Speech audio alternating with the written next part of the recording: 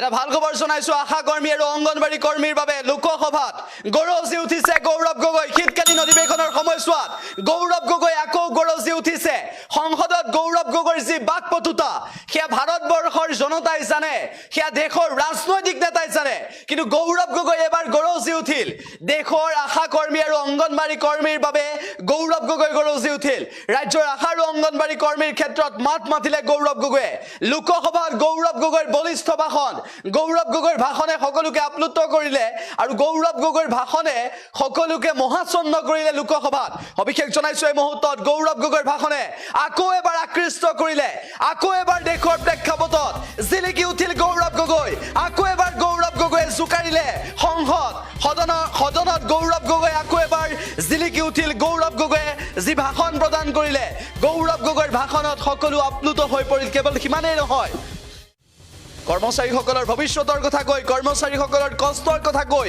কোভিডৰ সময়ত কষ্ট কৰা কৰ্মচাৰীসকলক কিয় প্ৰাপ্য দিয়া নাই কিয় প্ৰাপ্যৰ পৰা বঞ্চিত কৰিছে গৌৰৱ গগৈ ইতিমধ্যে হুংকাৰ প্ৰদান কৰিছে গৌৰৱ গগৈ আৰু বহু বক্তব্য দাঙি ধৰিছিল আমি প্ৰথমতে শুনাই ল'ব বিচাৰিছো গৌৰৱ গগৈ কি ক'বলৈ আৰম্ভ কৰিছিল আৰু গৌৰৱ গগৈৰ বক্তব্য শুনি কোন কোন আপ্লুত হৈ পৰিল आज हमारे गिग वर्कर्स हम गिग इकोनॉमी की बात तो करते हैं लेकिन गिग वर्कर्स के लिए हमने कौन सी सुरक्षा लाई है हमारे कोविड के समय हमारी आशा वर्कर्स आंगनवाड़ी वर्कर्स ने भरपूर काम किया आप डॉक्टर हैं आप खुद जानते हैं कि आशा कर्मी हमारे देश में स्वास्थ्य का जागरण करने के लिए जन जागरण करने के लिए कितनी अहम भूमिका होती है लेकिन आशा कर्मी आंगनवाड़ी कर्मी आज हर प्रदेश में हड़ताल कर रहे हैं क्योंकि हमें मदद चाहिए अब उनको मदद नहीं कर पा रहे आज हमारे गिग वर्कर्स हम गिग इकोनॉमी की बात तो करते हैं लेकिन गिग वर्कर्स के लिए हमने कौन सी सुरक्षा लाई है हमारे कोविड के समय हमारी आशा वर्कर्स आंगनवाड़ी वर्कर्स ने भरपूर काम किया आप डॉक्टर हैं आप खुद जानते हैं कि आशा कर्मी हमारे देश में स्वास्थ्य का जागरण करने के लिए जन जागरण करने के लिए कितनी अहम भूमिका होती है लेकिन आशा कर्मी आंगनवाड़ी कर्मी आज हर प्रदेश में हड़ताल कर रहे हैं क्योंकि हमें और भी हम प्रतिখন ৰাজ্যত আশা কৰ্মী অংগনবাড়ী কৰ্মীয়ে যিটো সময়ত প্ৰতিবাদ কৰিছে মোদী চৰকাৰে কিয় প্ৰতিবাদ নুশুনে গৌৰৱ গগৈ গৰজি উঠিল দেশৰ খাটি খোৱা শ্ৰমজীৱী জনতাক লৈ গৌৰৱ গগৈয়ে প্ৰশ্ন কৰিলে গৌৰৱ গগৈ জাঙুৰ খাই উঠিল আৰু গৌৰৱ গগৈৰ বক্তব্য শুনি আপ্লুত হৈ পৰিল সকলো সাংসদ কেৱল সিমানেই নহয় গৌৰৱ গগৈয়ে কৰ্মচাৰীৰ কথা ভাবিছে গৌৰৱ গগৈয়ে দেশৰ আশা কৰ্মী আৰু অংগনবাড়ী কৰ্মীৰ কথা ভাবিছে যাৰ কথা মোদী চৰকাৰে গুৰুত্ব নিদিয়ে বুলি সমালোচনা কৰিছে কোভিডৰ সময়ত তেওঁলোকৰ কষ্ট কোভিডৰ সময়ত তেওঁলোকৰ ত্যাগ কিয় পাহৰি গ'ল সেই প্ৰশ্ন উত্থাপন কৰিলে আৰু গৌৰৱ গগৈৰ ভাষণে আকৌ এবাৰ আপ্লুত কৰিলে আকৌ গৌৰৱ গগৈ লোকসভাৰ মজিয়াত গৰজি উঠিল গৌৰৱ গগৈৰ যি গুজৰণি গৌৰৱ গগৈৰ যি বাকপটুতা গৌৰৱ গগৈৰ যি কথা কোৱাৰ শৈলী সকলোকে আকৃষ্ট কৰিলে কেৱল সিমানেই নহয় সমস্যা সমাধানৰ ক্ষেত্ৰত গৌৰৱ গগৈয়ে আশ্বাস প্ৰতিশ্ৰুতি নহয় দায়িত্বৰে কাম সম্পন্ন কৰাটো বিচাৰিলে আজিৰ দিনটোত গৌৰৱ গগৈয়ে ভাষণ প্ৰসংগত দেশৰ অৰ্থনীতিৰ প্ৰসংগও আনিলে গৌৰৱ গগৈয়ে মোদী চৰকাৰক সোঁৱৰাই দিলে কোভিডৰ দিনৰ কথা গৌৰৱ গগৈয়ে সোঁৱৰাই দিলে মোদী চৰকাৰক কোভিডৰ সময়ত আশা কৰ্মী অংগনবাড়ী কৰ্মীয়ে যি ত্যাগ কৰিছিল সেই ত্যাগ কিমান আছিল গৌৰৱ গগৈৰ এই ভাষণে সকলোকে আপ্লুত কৰিলে গৌৰৱ গগৈৰ এই বাকপটুতাই লোকসভাৰ মজিয়াত সকলোকে উৎফুল্লিত কৰিলে গৌৰৱ গগৈয়ে আৰু কাৰ কথা কৈছিল গৌৰৱ গগৈ সদনৰ মজিয়াত কিয় দ্বিতীয় হেমবৰুৱা বুলি কোৱা হয় গৌৰৱ গগৈ কিয় দ্বিতীয় হেমবৰুৱা বুলি পৰিচিত হৈ পৰিছে হেমবৰুৱা আৰু গৌৰৱ গগৈৰ মাজত মিল কি আছে এই বিষয়বোৰে প্ৰমাণ কৰিছে বাৰম্বাৰ গৌৰৱ গগৈৰ বক্তব্য শুনি থাকিবলৈ মন যোৱা গৌৰৱ গগৈৰ বাকপটুতা গৌৰৱ গগৈৰ কথা কোৱাৰ শৈলী গৌৰৱ গগৈৰ উচ্চাৰণ গৌৰৱ গগৈৰ কথা কোৱাৰ ভংগীমাই সকলোকে আকৰ্ষিত কৰে নম্ৰ ভদ্ৰ ৰাজনৈতিক নেতা হিচাপে গৌৰৱ গগৈক দেশত এতিয়া চিনি পায় দ্বিতীয়গৰাকী হেমবৰুৱা বুলি কোৱা হয় অসমৰ দ্বিতীয়গৰাকী হেমবৰুৱা বুলি গৌৰৱ গগৈক ইতিমধ্যে প্ৰতিপন্ন কৰিব বিচাৰে একাংশই আৰু সেই সময়তে গৌৰৱ গগৈয়ে অসমৰ স্বাৰ্থত দেশৰ প্ৰতিখন ৰাজ্যৰ আশা কৰ্মী আৰু অংগনবাড়ী কৰ্মীৰ স্বাৰ্থত এই ভাষণ প্ৰদান কৰিলে আৰু কি কৈছিল हमारी सरकार को देश के हमारे श्रमिकों ने चुना मजदूरों ने चुना ट्रक ड्राइवरों ने चुना घर में काम करने वाले लोगों ने चुना मैकेनिकों ने चुना क्राफ्ट्समैन ने चुना दुकानदार ने चुना उनके लिए हमें आज सोचना चाहिए आज हमारे गिग वर्कर्स हम गिग इकोनॉमी की बात तो करते हैं लेकिन गिग वर्कर्स के लिए हमने कौन सी सुरक्षा लाई है हमारे कोविड के समय हमारी आशा वर्कर्स, आंगनवाड़ी वर्कर्स ने भरपूर काम किया। आप डॉक्टर हैं, आप खुद जानते हैं कि आशा कर्मी हमारे देश में स्वास्थ्य का जागरण करने के लिए, जन जागरण करने के लिए कितनी अहम भूमिका होती है। लेकिन आशा कर्मी, आंगनवाड़ी कर्मी आज हर प्रदेश में हड़ताल कर रहे हैं क्योंकि हमें मदद चाहिए। अब उनको मदद नहीं कर पा रहे। सर, लास्ट में मैं कंक्लूड बस मैं यही करना चाहूंगा कि आज भी हमें उन लेबर इंटेंसिव इंडस्ट्रीज पे ध्यान देना चाहिए। टी, कॉटन, रबर, स्पाइसेस, विशेष रूप से मैं टी का उल्लेख करना चाहूंगा कि आज असम, जहां से मैं आता हूं, हमारी असम की चाय बहुत ही मशहूर है। लेकिन विदेश से, विशेष रूप से नेपाल से जो हम चाय की पत्तियां आयात कर रही हैं, उससे असम टी का ब्रांड खत्म हो रहा है। मैं चाहता हूं कि आप नेपाल से ये इलीगल इंपोर्टेड टी को, ये जो बिजनेस एक स्कैम चल रहा है, उसको बंद करें और हमारे असम के सीटीसी टी पर एक जीआई टैग लगाए। और आज हमारे बस एक ही हमारी चिंता आज हमारे मन में है कि देश की जो आबादी है वो और युवा की तरफ बढ़ रही है। पूरा दुनिया आज उनके आबादी आज और वृद्ध की तरफ हो रहे हैं, लेकिन हम देख रहे हैं कि हमारे युवाओं को जिस प्रकार से शिक्षित होना चाहिए, उनके हाथ में जो कला होना चाहिए, उनके हाथ में जो हुनर होना चाहिए, वो आज भी नहीं हो रहा। प्रधानमंत्री कौशल विकास योजना के अंतर्गत जितना लोगों को गेनफुल एम्प्लॉयमेंट मिलना था, आज भी नहीं मिल रहा है। तो आज चाहे डॉक्टर हो, डेंटिस्ट हो, नर्स हो, क्राफ्ट्समैन हो, होटल में काम करने वाला व्यक्ति हो, हमें स्किल ट्रेनिंग पे, स्किल एजुकेशन पे और ध्यान देना चाहिए। मिनिस्ट्री को उस हिसाब से शिक्षा पे, स्किल डेवलपमेंट पे और ध्यान देना चाहिए। ये बजट, ये सप्लीमेंट्री ग्रांट्स सिर्फ बड़े कंपनियों का नहीं, सिर्फ बड़े उद्योगपति का नहीं, ये आम जनता का होना चाहिए। इन्हीं दो शब्दों के साथ मैं यहाँ पर अपना भाषण গৌৰৱ গগৈয়ে ভাষণ প্ৰসংগত কি মন্তব্য কৰিলে সেই মন্তব্য শুনোৱালো। গৌৰৱ গগৈয়ে সংসদৰ মজিয়াত, সদনৰ মজিয়াত কিমান সুন্দৰভাৱে ব্যাখ্যা আগবঢ়ালে, ক্ষুদ্ৰ উদ্যোগক লৈ আগবঢ়ালে ব্যাখ্যা। একেটা সময়তে গৌৰৱ গগৈয়ে দেশৰ যুৱ প্ৰজন্মৰ কথা ক'লে, অসমৰ চাহৰ কথা ক'লে। গৌৰৱ গগৈয়ে দেশৰ প্ৰতিখন ৰাজ্যৰ আশাকৰ্মী, অংগনবাড়ী কৰ্মীৰ কথা ক'লে। আৰু গৌৰৱ গগৈৰ এই ভাষণে দেশৰ জনতাক নিশ্চিতভাৱে সহায় কৰিব বুলি আশা কৰা হৈছে। আৰু গৌৰৱ গগৈৰ এই ভাষণৰ পাছতেই সদনৰ মজিয়াত সকলোৱে বাহ দিলে গৌৰৱ গগৈক। और गौरव गगৈर बाकपटुताई सकलोके मुग्ध करिले। ये सप्लीमेंट्री ग्रांट्स लगभग इस पे 80 ग्रांट हैं, 4 अप्रोप्रिएशन है और लगभग 1,19,000 करोड़ का ये सप्लीमेंट्री ग्रांट्स हैं। सर, मैं सबसे पहले इस सप्लीमेंट्री ग्रांट के संदर्भ में कुछ मैं कहना चाहूंगा। सर, अगर कुछ ही दिन पहले Q2 GDP के डाटा जनता के सामने प्रकाशित हुई और उसमें कुछ, अगर आप उसके गहराई में जाएंगे तो कुछ चिंताजनक विषय आपको मिलेंगे। विशेष रूप से कृषि क्षेत्र में इस बार हमारा Q2 GDP इतना अच्छा नहीं हुआ है। GDP जो हमारा, अगर आप उसमें एग्रीकल्चर के सबसेक्शन में जाएंगे तो उसमें कटौती हुई है, ग्रोथ के बजाय उसमें आज रिग्रेशन हुआ है। और इसके कारण जो वर्तमान की जो बारिश, मॉनसून, एल नीनो इफेक्ट है, उसका प्रभाव हमको दिख रहा है।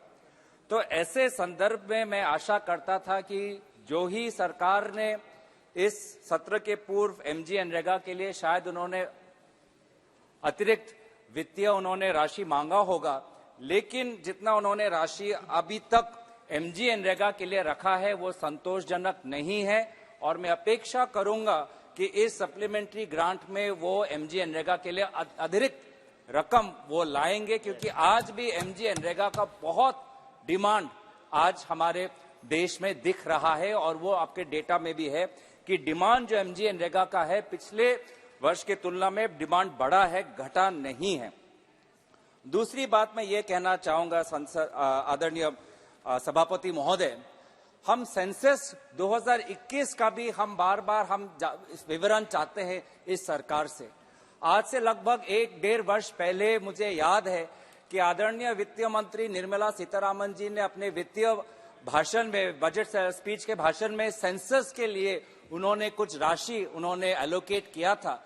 लेकिन उसके पश्चात, जो कि अब कोविड भी खत्म हो गया है, लगभग 2 साल हो गए, लेकिन सेंसस 2021 जो होना है उस पे अभी तक हम सरकार की तरफ से कोई हम ठोस कदम नहीं देख पा रहे। बजट पे भी कोई विवरण नहीं देख पा रहा इस साल में, ना सप्लीमेंट्री ग्रांट्स में।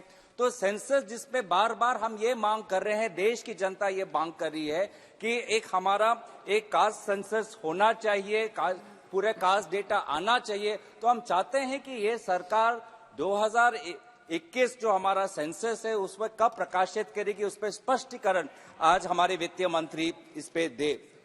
तीसरी बात ये यहाँ पे हम देखना चाहते थे कि सर, बहुत दुख की बात है कि ये देश है जिसपे हमारे आदरणीय पूर्व प्रधानमंत्री लाल बहादुर शास्त्री जी ने कहा था, जय जवान जय किसान। किसान की बात तो मैंने कर दी है कि किसान आज क्लाइमेट चेंज और विभिन्न परिस्थितियों से लड़ रहा है और उसकी अवस्था अच्छी नहीं है, लेकिन जवान के साथ भी आज ये सरकार अन्याय कर रही है। आज डिसेबिलिटी पेंशन को लेकर भी ये सरकार बार बार प्रश्न उठा रही है और कितनी अफसोस की बात है कि जो हमारे जवान जो सरहद पे हमारे देश की रक्षा करते हैं, आज कितने वो हमारे देश के लिए त्याग करते हैं, बलिदान करते हैं, अपने गांव अपने घरों से दूर रहते हैं, आज उनके डिसेबिलिटी पेंशन पर भी इन सरकार की आंख है और उन्होंने डिसेबिलिटी बेनिफिट्स इन्होंने कम कर दिए हैं। और ये सरकार मिनिस्ट्री ऑफ डिफेंस कोर्ट में जाके वे जवानों जिनको डिसेबिलिटी पेंशन का एक वर्ग मिल रहा था उसको भी ये चैलेंज कर रही है। तो कितनी अफसोस की बात है कि ना किसान को सम्मान मिल रहा है, ना जवान को सम्मान यहाँ पे मिल रहा है। इसी संदर्भ में मैं कहना चाहूंगा कि आज आपने अग्निवीर की ये स्कीम लाए हैं, लेकिन अलग अलग हमारे प्रदेशों में सैनिक स्कूल की एक मांग हो रही है और मेरे ही प्रदेश में असम में बार बार हम ये मांग कर रहे हैं। भूमि भी हमने ठीक कर दिया है कि गोलाघाट डिस्ट्रिक्ट में एक दूसरा सैनिक स्कूल होना चाहिए, जिसका विवरण हमारे इससे पहले मनोहर लाल पर्रिकर जो देश के रक्षा मंत्री थे उन्होंने उसका विवरण किया है। वहां के असम के राज्य सरकार के बजट में भी उल्लेखित है कि दूसरा सैनिक स्कूल गोलाघाट डिस्ट्रिक्ट में होना है, लेकिन आज तक हमने जमीन पर कोई भी हमने परिवर्तन नहीं देखा, कोई काम नहीं देखा। साथ साथ सर, अभी मैं ये भी चाहता हूं कि डिजास्टर रिलीफ, कुछ ही दिन पहले केंद्र सरकार ने तमिलनाडु के लिए उन्होंने कुछ बजट उन्होंने रिलीज किया, लेकिन तमिलनाडु में जहां तक हमारी जानकारी है वो जो उनका ड्यू है to the state of Tamil Nadu under the state disaster response fund, only their due has been released, but the additional damage caused by the floods in Chennai, that has to be now the burden falls on the state government and the center is not doing enough. I urge the center, they talk about cooperative federalism, but there is no additional aid that is offered to states at the time of natural disasters, whether it's the floods in Chennai, whether it's the cyclone in Andhra, whether it's the landslide that we saw in Himachal Pradesh, or whether it's the landslide we saw in Sikkim. In Sikkim, the amount of fund that was released was minuscule, was pitiable. आप लोग east, act east, north east की बात करते हैं, लेकिन जब सिक्किम में बड़ा नेचुरल डिजास्टर, एक डेवस्टेशन हुआ, लोगों की जान चली गई, the amount of fund that was released was minuscule. I urge this central government in the spirit of cooperative federalism कि जब किसी राज्य में आपदा आती है तो तुरंत जो ड्यू है वो तो रिलीज करे, लेकिन अतिरिक्त जो रीएम्बर्स करना चाहिए स्टेट को वो भी ये करे. इस बात को मैं आपके सामने मैं रखना चाहता हूं. ये भी मैं बात रखना चाहता हूं कि इस सप्लीमेंट्री ग्रांट्स में मैं नेशनल हाईवे का भी मैं उल्लेख करना चाहूंगा. असम में नेशनल हाईवे आईडीसीएल का एक ऑपरेशन बनाया गया है, लेकिन किसी प्रकार से काम आज जमीन पर उनका अच्छा नहीं है, संतोषजनक है और संतोषजनक नहीं है और बहुत प्रश्न उठ रहे हैं. आज नुमलीगढ़ से डिब्रूगढ़ को 4 लेन हाईवे है, टियोक शिवसागर पार्ट में कुछ काम ही नहीं हुआ है. वहां पे जो एक्सपेंशन का फेज 1 काम हो गया है, लेकिन वो फेज 1 काम फेज 1 पे ही रह गया है, फेज 2 फेज 3 अभी तक हुआ नहीं है. तो बहुत अफसोस की बात है, जो अपर असम जहां पे टूरिस्ट पर्यटक आते हैं, आज वहां पे किसी प्रकार का काम वहां पे हुआ नहीं है. और ये हाईवे, नेशनल हाईवे अथॉरिटी क्या करती है कि जब लोगों का भूमि लेती है तो उसको कॉम्पनसेशन देती है. तो लेकिन आज हम देख रहे हैं कि लोगों का ये कॉम्पनसेशन देना ये एक स्कैम बन गया है, क्योंकि लोग आज फर्जी अपने लैंड डॉक्यूमेंट दिखा के आज वो NHIDSL के कुछ अधिकारियों के साथ बात करके आज वो एक स्कैम के द्वारा आज वो कॉम्पनसेशन जो लाखों के संदर्भ में जा रहा है वो लाखों का कॉम्पनसेशन हो रहा है. विशेष रूप से हम कार्बी आंगलोंग में ये देख रहे हैं, NH29 में पारोखवा लाहौरजान के एरिया में बहुत से फर्जी लोगों को उन्होंने वहां पे एक फर्जी लैंड डॉक्यूमेंट दिखा के नेशनल हाईवे अथॉरिटी से बहुत रकम ले लिया है। मैं चाहता हूं कि आज ये रिकॉर्ड पे जाए और NHIDCL पे ये इंक्वायरी बैठे कि कहां कहां उन्होंने इस प्रकार के फर्जी काम किए हैं। सर, मैं अपने ब्रॉड में आता हूं। मैं ब्रॉडली अब इस सप्लीमेंट्री ग्रांट से बाहर आना चाहता हूं सर, कि सप्लीमेंट्री ग्रांट्स में हम ये देख रहे हैं कि बार बार सरकार कहती है कि हमने बहुत अच्छा काम किया, हमारे GDP बहुत आगे बढ़ रहा है, हमारे बहुत से आज हमारे प्राइवेट इन्वेस्टमेंट FDI यहाँ पे हो रही है। लेकिन सर, देश की जो असली अवस्था है, देश की जो वास्तविकता है, वो हमने कुछ दिन पहले उत्तराखंड में देखा। उत्तराखंड में क्या देखा सर, कि केंद्र सरकार का एक 12,000 करोड़ का एक प्रोजेक्ट था टनल बनाने का, एक सुरंग बनाने का। उस सुरंग में हमारे लगभग 40 मजदूर लगभग 2 हफ्ते वो आज वहां पे फंस गए थे। और वो फंसने का कारण क्या था कि टनल निर्माण करते हुए जो एक एस्केप पैसेज होना चाहिए था कंस्ट्रक्शन वर्कर्स के लिए, लेबर वर्कर्स के लिए, वो एस्केप पैसेज उनके लिए नहीं था। तो ये तो मैं आभार प्रकट करता हूं विभिन्न एजेंसियों का, राज्य सरकार, केंद्र सरकार, वो सारे वो लोग जिन्होंने उन 41 लेबर वर्कर्स को बाहर निकाला। लेकिन क्या इंक्वायरी होगी कि उत्तराखंड के ये सिलखिया टनल में ऐसा क्यों हुआ कि टनल के कोलैप्स होना पड़ा? एस्केप पैसेज क्यों नहीं था? क्या इंक्वायरी होगी? या क्या हम दोबारा उन मजदूरों को भूल गए हैं? कि यही आज सच्चाई है। हम करोड़ों का प्रोजेक्ट बना के सरकार हाईवे तो बनाती है, लेकिन जो इंक्वायरी होनी चाहिए, जो हमको रक्षा देना चाहिए हमारे मजदूरों को, वो रक्षा हम नहीं दे पा रहे। आज भी वो जो रैट होल माइनर्स जब उन्होंने लोगों को निकाला, तो उन्होंने अंत में क्या बोला? उन्होंने अंत में यह बोला कि देखिए, हमने इन सारे लोगों को हमने बचाया, हम बस इतना ही सरकार से चाहते हैं कि मेरा पगार बढ़ाया जाए, मेरा वेतन बढ़ाया जाए। और यही देश की आज वास्तविकता है कि हर वो मजदूर, हर वो श्रमिक, हर वो किसान, वो चाहे शहरी इलाका हो या चाहे गांव में हो, आज बढ़ती हुई महंगाई में वो चाहता है कि सरकार मेरा वेतन बढ़ाए, सरकार मेरा वेतन बढ़ाए। अब लेकिन हम क्या देख रहे हैं? विशेष रूप से महिला का पार्टिसिपेशन आज लेबर फोर्स में घट रहा है। आज एक इनइक्वालिटी बढ़ती जा रही है। मैं चाहता हूं कि सरकार ये बताए कि क्यों आज कोविड के पश्चात 2 साल हो गए, महिला का पार्टिसिपेशन आज लेबर फोर्स में घटता हुआ क्यों आ रहा है? आज का आप इकोनॉमिक टाइम्स या बिजनेस स्टैंडर्ड देख लीजिए, आज सैलरीड सेक्टर्स में भी वुमेन का जो सैलरी है compare to men is far less. There is a huge gender gap that is happening, and that should worry us, because we want our Indian women to be empowered financially, socially and politically. And it pains and disturbs us that irrespective of whether a woman is working on a field or on a mine or in a company, that she is discriminated against and she is not getting fair wages, she is not getting equal wages. And therefore we see a greater income inequality that is taking place. Women are facing the greatest brunt of income inequality. And this is a very disturbing fact for India. Even the United Nations Developing Program, UNDP, have said that in India, the top 10% hold 57% of the national income. The top 10% hold 15% of the national wealth. तो जबकि 10% आबादी के पास ही 50% national income है, लगभग 15% national wealth है।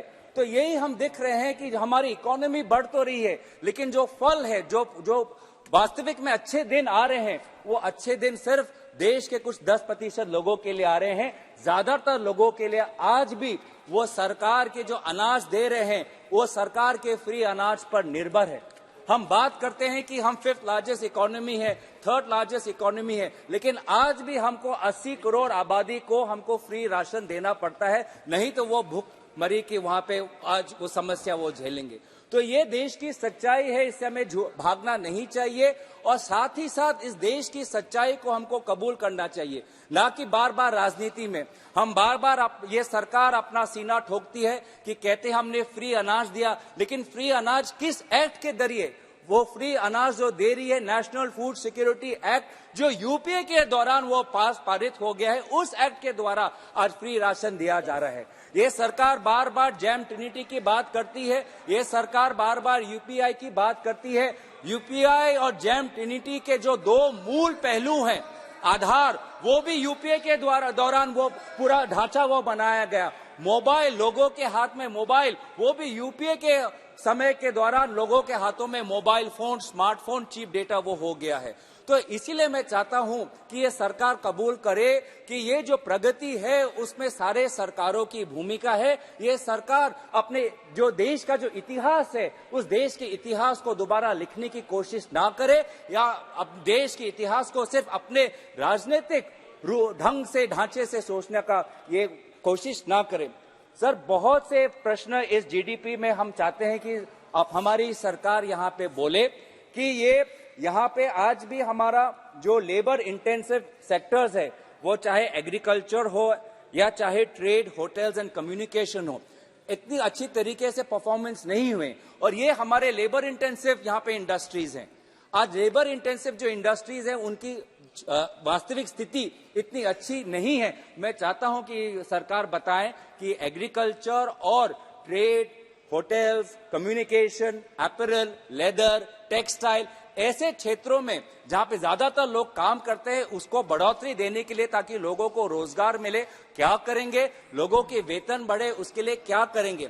चलो, मान भी लिया इस सरकार की बात, मान भी लिया कि देश आज बहुत तरक्की कर रहा है, मान भी लिया कि आज देश का जीडीपी बहुत ऊंचाई तक पहुंच गया है, मान भी लिया कि आज हमारा देश 5% जो 5वें नंबर के स्थान पे है और कुछ सालों के बाद 30वें नंबर स्थान पे है, कि देश की आर्थिक व्यवस्था, अगर हम सरकार के मंत्रियों की बात सुने तो बहुत अच्छी है। तो मेरा प्रश्न यही है इस सरकार से कि अगर देश की आर्थिक अवस्था इतनी अच्छी है, तो आज हमारे पेट्रोल पंप में पेट्रोल और डीजल के प्राइस घटे क्यों नहीं है? आज पूरे दुनिया में ऑयल प्राइसेस घट चुके हैं। आज हमारे पेट्रोलियम मंत्री बोलते हैं कि हम लगभग 40 देशों से तेल ले रहे हैं। हमारे विदेश मंत्री बोलते हैं कि हमारी सरकार रशिया से चीप ऑयल ले रही है। तो जब हम ये चीप ऑयल ले रहे हैं, जब हमारे पास डाइवर्सिफाइड ऑयल सप्लायर्स है, तो ये पूरा का पूरा बेनिफिट हम कंज्यूमर को क्यों नहीं दे पा रहे हैं? क्यों पहले की तरह हम 70 रुपए और 60 रुपए का तेल हम क्यों नहीं कर पा रहे? अगर हमारी आर्थिक अवस्था इतनी ही अच्छी है, तो मैं इस सरकार से गारंटी मांगूंगा कि आज के इस सालों में जो शुरुआत में हमने इन्फ्लेशन देखा, दूध के दामों में जो इन्फ्लेशन देखा, टमाटर के दाम में जो इन्फ्लेशन देखा, इस साल में नहीं होगा। आज भी ये सरकार कह रही है कि इन्फ्लेशन हो सकता है। तो ये किस प्रकार का काम कर रही है ये सरकार? ये सरकार आज ग्राहकों के लिए आज काम नहीं कर पा रही। ये सरकार, बहुत दुख से मैं कहता हूं कि बहुत चंद कंपनियों के लिए काम कर रही है। और यही deputy governor, former deputy governor Viral Acharya ने अपने पेपर में उल्लेखित किया है कि देश की जो आर्थिक अवस्था है ठीक नहीं हो रही है। सारा एक कार्टेलाइजेशन, एक मोनोपोली बन रही है। अगर आप बड़े बड़े इंडस्ट्री सेक्टर्स में देखेंगे तो हर सेक्टर में वो 3-4 बिजनेस डोमिनेट कर रहे हैं। वो चाहे एविएशन हो, चाहे टेलीकॉम हो, चाहे कंस्ट्रक्शन हो, चाहे माइनिंग हो, चाहे मेटल्स हो। तो कितनी अफसोस की बात है कि पूरा जो हमारा इकोनॉमिक ढांचा है, वो ये कुछ कंपनीज जो डोमिनेट कर रही हैं, कार्टेलाइजेशन हो रहा है, मोनोपोली हो रही है, उनके आधार पर चल रही है, जिसके कारण हमारी देश की जो आर्थिक जो हमारी रेगुलेटर्स है, वो ढंग से काम नहीं कर पा रही। एक मैं वित्त मंत्री से जानना चाहूंगा कि डिपार्टमेंट ऑफ रेवेन्यू इंटेलिजेंस ने कुछ कंपनियों को नोटिस भेजा था कि आप इंडोनेशिया से कोयला बहुत कम दाम में लाते हो और भारत में आके उस दाम को आप बढ़ा देते हो, ये क्यों हो रहा है? इसके लिए कागज मांगे थे, लेकिन आज तक वो विभिन्न कंपनियों ने अपने कागज DRI, department of revenue intelligence को नहीं दिया। तो ये हम जानना चाहते हैं, क्या ये सरकार बड़े बड़े कंपनियों की तहकीकात करने से डरती है? क्या ये बड़े बड़े कंपनियों की इन्वेस्टिगेशन करने से डरती है? क्यों ये अपने जो भी रिपोर्ट्स आते हैं, सुप्रीम कोर्ट को कहना पड़ा सेबी को कि आप एक विशेष कंपनी का इन्वेस्टिगेशन करें? क्यों इस अवस्था तक हम पहुंचे कि सुप्रीम कोर्ट को निर्देश देना पड़ा? तो ये मैं बहुत अफसोस की बात है। धन्यवाद सर, बस 2-3 मिनट और तो बहुत अफसोस की बात है कि जहां पे हमें ग्राहकों को सुरक्षित करना है, किसानों को सुरक्षित करना है, श्रमिकों को सुरक्षित करना है, ये सरकार विशेष कंपनियों को सुरक्षित करिए और विशेष एक दो कंपनी जिसका नाम पूरा सब जानते हैं, मैं वो नाम नहीं लेना चाहता क्योंकि बवाल बच जाएगा, क्योंकि सरकार आज देश की नहीं है, वो उस कंपनी की चल रही है। तो सर मैं यही आपसे मैं गुजारिश करूंगा कि हमारी सरकार को देश के हमारे श्रमिकों ने चुना, मजदूरों ने चुना, ट्रक ड्राइवरों ने चुना, घर में काम करने वाले लोगों ने चुना, मैकेनिकों ने चुना, क्राफ्ट्समैन ने चुना, दुकानदार ने चुना, उनके लिए हमें आज सोचना चाहिए। आज हमारे गिग वर्कर्स, हम गिग इकोनॉमी की बात तो करते हैं, लेकिन गिग वर्कर्स के लिए हमने कौन सी सुरक्षा लाई है? हमारे कोविड के समय हमारी आशा वर्कर्स, आंगनवाड़ी वर्कर्स ने भरपूर काम किया। आप डॉक्टर हैं, आप खुद जानते हैं कि आशा कर्मी हमारे देश में स्वास्थ्य का जागरण करने के लिए, जन जागरण करने के लिए कितनी अहम भूमिका होती है। लेकिन आशा कर्मी, आंगनवाड़ी कर्मी आज हर प्रदेश में हड़ताल कर रहे हैं क्योंकि हमें मदद चाहिए, आप उनको मदद नहीं कर पा रहे। सर लास्ट में मैं कंक्लूड बस मैं यही करना चाहूंगा कि आज भी हमें उन लेबर इंटेंसिव इंडस्ट्रीज पे ध्यान देना चाहिए। टी, कॉटन, रबर, स्पाइसेस, विशेष रूप से मैं टी का उल्लेख करना चाहूंगा कि आज असम जहां से मैं आता हूं, हमारी असम की चाय बहुत ही मशहूर है, लेकिन विदेश से, विशेष रूप से नेपाल से जो हम चाय की पत्तियां आयात कर रही हैं, उससे असम टी का ब्रांड खत्म हो रहा है। मैं चाहता हूं कि आप नेपाल से ये इलीगल इंपोर्टेड टी को, ये जो बिजनेस एक स्कैम चल रहा है, उसको बंद करें और हमारे असम के सीटीसी टी पर एक जीआई टैग लगाए। और आज हमारे बस एक ही हमारी चिंता आज हमारे मन में है कि देश की जो आबादी है वो और युवा की तरफ बढ़ रही है। पूरा दुनिया आज उनके आबादी आज और वृद्ध की तरफ हो रहे हैं, लेकिन हम देख रहे हैं कि हमारे युवाओं को जिस प्रकार से शिक्षित होना चाहिए, उनके हाथ में जो कला होना चाहिए, उनके हाथ में जो हुनर होना चाहिए, वो आज भी नहीं हो रहा। प्रधानमंत्री कौशल विकास योजना के अंतर्गत जितना लोगों को गेनफुल एम्प्लॉयमेंट मिलना था, आज भी नहीं मिल रहा है। तो आज चाहे डॉक्टर हो, डेंटिस्ट हो, नर्स हो, क्राफ्ट्समैन हो, होटल में काम करने वाला व्यक्ति हो, हमें स्किल ट्रेनिंग पे, स्किल एजुकेशन पे और ध्यान देना चाहिए। मिनिस्ट्री को उस हिसाब से शिक्षा पे, स्किल डेवलपमेंट पे और ध्यान देना चाहिए। ये बजट, ये सप्लीमेंट्री ग्रांट्स सिर्फ बड़े कंपनियों का नहीं, सिर्फ बड़े उद्योगपति का नहीं, ये आम जनता का होना चाहिए। इन्हीं दो शब्दों के साथ मैं यहाँ पे अपना भाषण समाप्त करता हूँ। धन्यवाद। श्री निशिकांत दुबे जी।